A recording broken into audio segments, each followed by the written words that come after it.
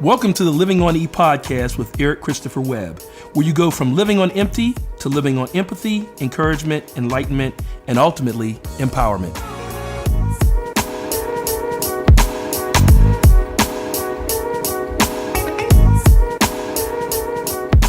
Our circumstances are not who we are, but where we are.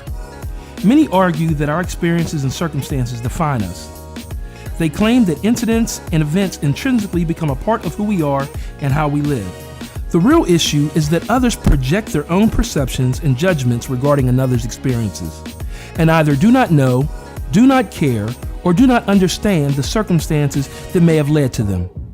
Instead, they simply choose to identify and define people as such without direct inquiry. In doing so, a person is bullied, persecuted, or extorted into becoming what he or she is not. We must reject that and not declare that for others. A person is rarely the sum of an incident or experience, but more so of his or her reaction to them.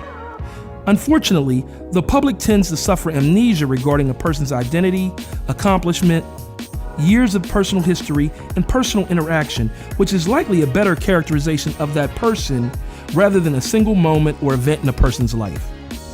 An honor student who fails a class is not a failure, but a person that did not study or seek help. A champion of women's rights who is raped is not a victim, but someone who was victimized. An intelligent and creative person who is unemployed, overwhelmed with bills, and bankrupt is not poor, but someone who lacks an opportunity.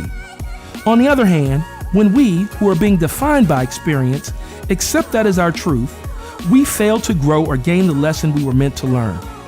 Ironically, some may even falsely think that the lesson to learn was merely about the actual incident itself, and not possibly about the people involved, elements surrounding it, or even the thinking or decisions in general that precipitated it.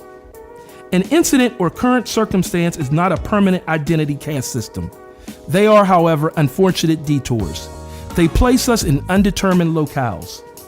Some become lost and never find their way back, unfortunately carving out an existence in reality within the confines of other people's declarations.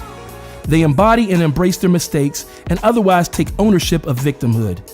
Life for them becomes and is characterized by one static and stagnant moment in time. While others who learn or realize that they are meant to take advantage of this space, pause, reevaluate, plan, and regain focus, are subsequently able to move forward. They do not forget their experience, but use it constructively to develop emotionally, overcome trauma, combat personal demons, and end generational curses. Ultimately, the realization that our circumstances are where we are and not who we are offers us the blessing that we can leave behind all that has harmed us. This is Eric Christopher Webb.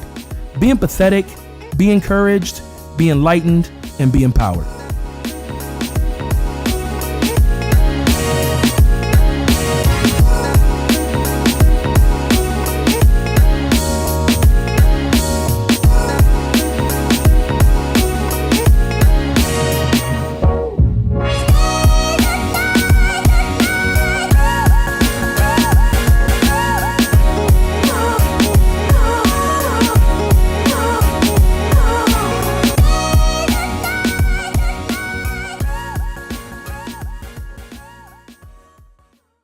This has been another Living on E podcast with Eric Christopher Webb, brought to you by Best Offer Properties, LLC, where their best offer is your best solution.